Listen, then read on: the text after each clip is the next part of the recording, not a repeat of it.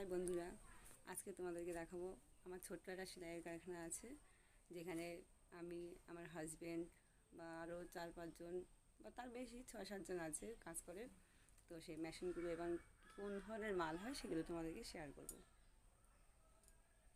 এই দেখুন, এই মেশিনগুলোতে কাজ হয়।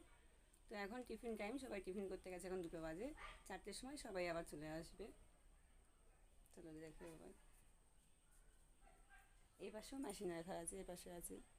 এই মেশিনটা আমি কাজ করি, এটাকে ফ্রথেড বলে। তো ইন্টারলক হয়, এই কাজগুলো আমার করতে হয়।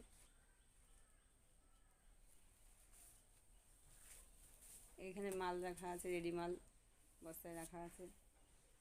এইগুলো সব মালের বস্তা, মাল রাখা হয় এর মধ্যে। এই যে মেশিনগুলো রাখা আছে।